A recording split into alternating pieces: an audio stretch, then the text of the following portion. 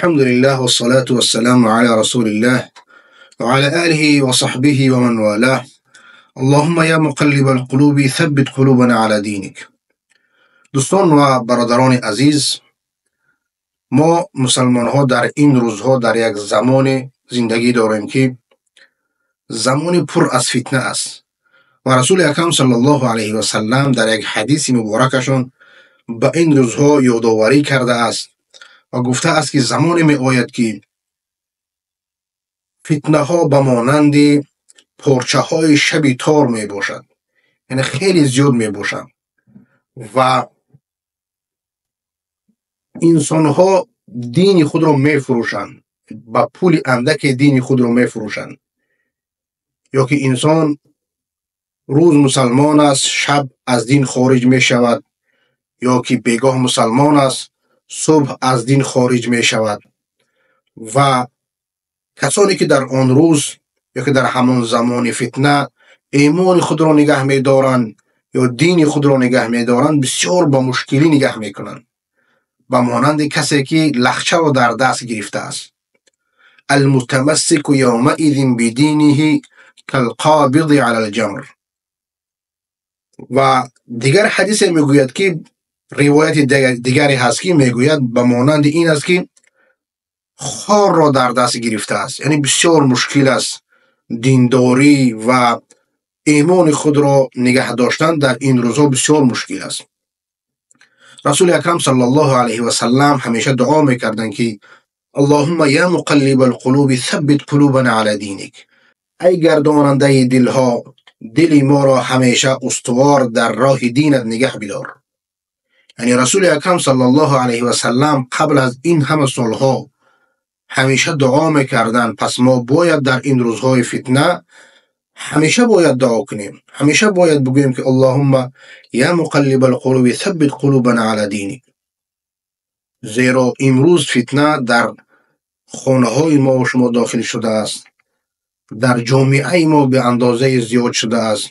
امروز اگر همین شبکه های اینترنتی را ببینیم، زنهای مسلمان خود را به نمایش گذاشتند و کسب و درآمد مالی خود را از همین کردند.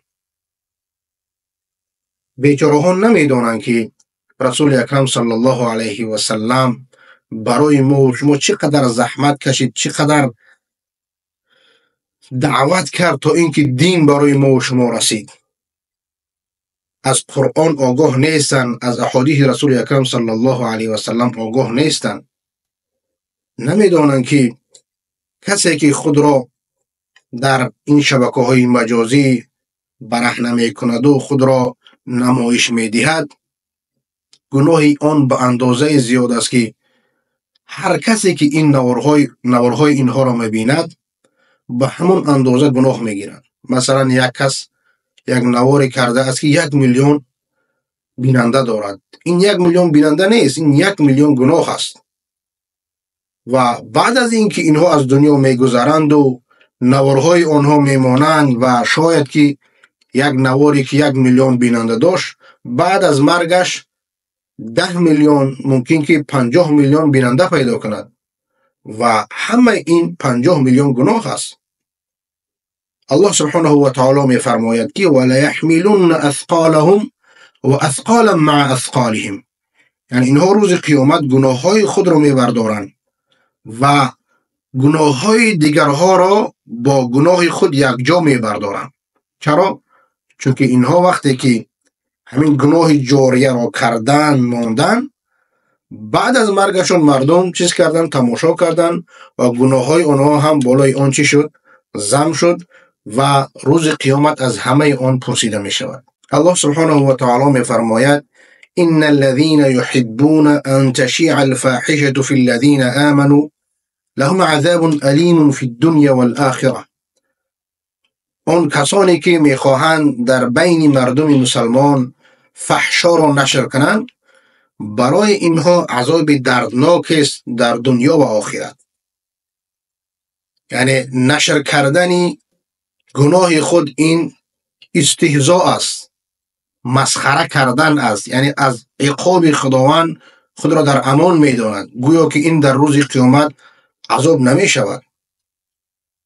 عذاب الله سبحانه و تعالی را کم شمردن است. از همین خاطر رسول اکرم صلی الله علیه و سلم میفرماید که کل امتی معافى الا المجاهرین، تمام امتی من در عافیت هستند، شاید که آنها را الله سبحانه و تعالی همه آنها را ببخشد، مگر کسانی که گناه را نشر میکنند، گناه میکنند در بین مردم آن را قصه میکنند، شب گناه را میکند و صبح خسته بین مردم چیز میکنند آن را نقل میکنند.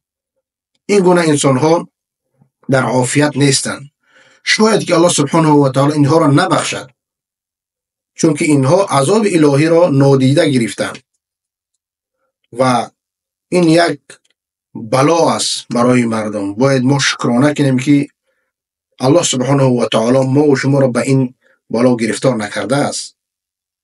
یعنی میتواند که ما هم در جای آنها باشیم، ما هم به همون عذاب گرفتار باشیم، ما هم به همون گناه گرفتار باشیم، لیکن الله سبحانه و تعالی ما و شما را از آن گناه ها نگاه داشته است. باید که شکرانه کنیم.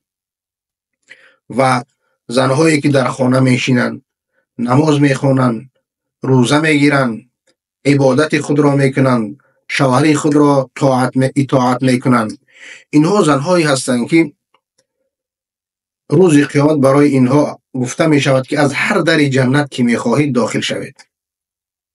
یعنی خانه را نگاه کردن و فرزندها را تربیت کردن، اطاعت کردن شوهر، ناموس او را نگاه کردن، این یک ثواب بی همتا است. این هم صبر کردن است. الله سبحانه و تعالی می فرماید پاداش صبر کنندگان را به حساب و به شمار می دهم. اینها ثواب به شمار می گیرند در روز قیامت. از همین خاطر الله سبحانه و تعالی همه ما و شما را برای راست هدایت نماید و مادر و خواهر و خویش و تبار ما و شما را در راه راست هدایت نماید و در این زمان فتنه همه ما را از این بلاها نگه می‌دارد.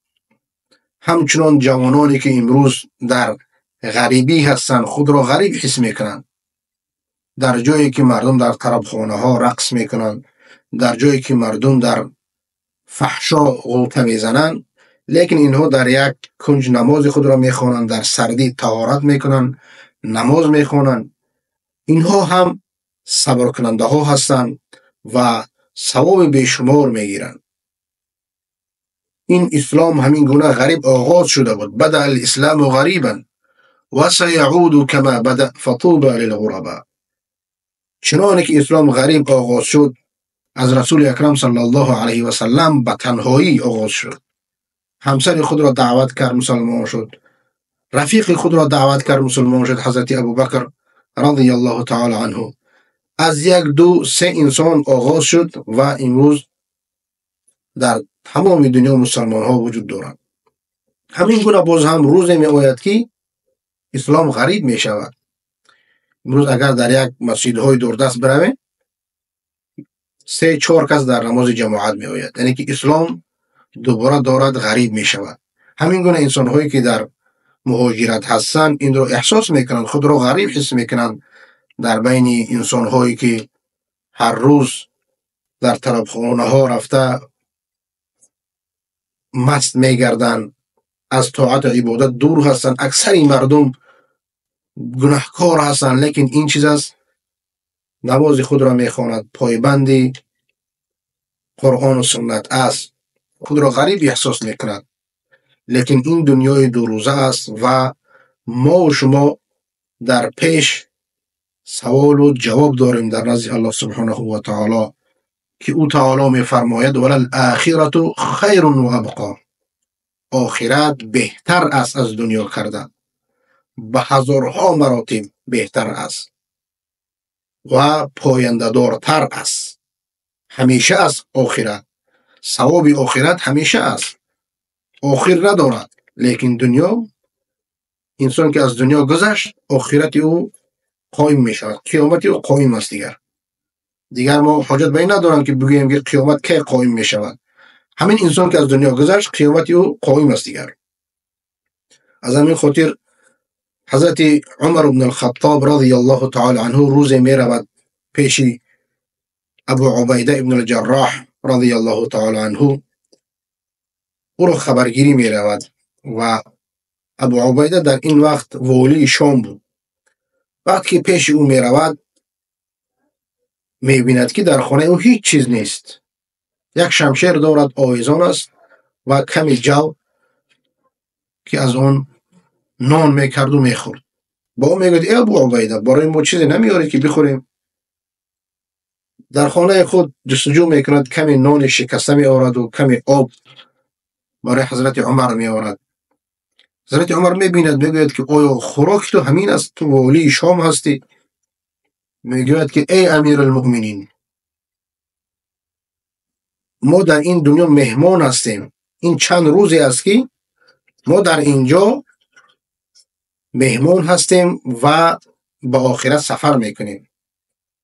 یعنی ما حاجت به این نداره که قصرها بسازیم. ما مهمان هستیم، چند روز میستیم و از اینجا رحلت میکنیم. حضرت عمر رضی الله تعالی عنه گریه میکند و میگوید که ای ابو عبیده همه ما رو دنیا دیگر کرده است مگر تو رو دیگر کرده نتوانست. از همین خاطر عمر رضی الله تعالی عنه بسیار دوست می داشت ابو عبیده رو. می گفت که آرزو میکنم که به مانند ابو عبیده دوستهای زیاد داشته باشم، چون که اینها آخرت را بر دنیا ترجیح دادند. الله سبحانه و تعالی دلهای ما و شما را بر دینش استوار بگرداند. اللهم یا مقلب القلوب ثبت قلوبنا على دینک. السلام علیکم و رحمت الله و برکاته.